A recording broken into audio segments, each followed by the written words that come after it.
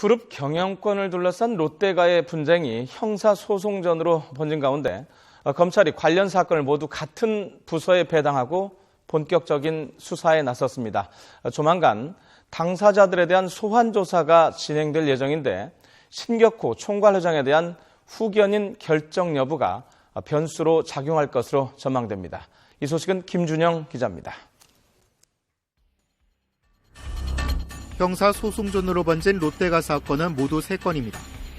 최근 신격호 총괄회장은 차남 신동빈 롯데그룹 회장과 일본인 임원 2명을 검찰에 고소했습니다. 장남 신동주 전 일본 롯데홀딩스 부회장에 대해 허위 보고를 해 해임에 이르게 하고 지난 7월 일본 롯데홀딩스 본사에서 열린 이사회에서 부당하게 자기 뜻을 막았다는 게 신 총괄회장 측의 주장입니다. 서울중앙지방검찰청은 롯데가 고소사건 2건을 이미 담당하고 있는 형사 일부에 이번 사건을 함께 배당하고 고소장 검토에 들어갔습니다. 앞서 신 총괄회장은 지난달 롯데쇼핑 등 7개 계열사 대표들도 업무방해 혐의로 고소했습니다. 계열사 대표들이 중국 투자 손실 규모를 축소 보고하고 지난 10월부터는 아예 보고를 거부하고 지시를 따르지 않아 총괄회장이 업무를 막았다고 주장하고 있습니다.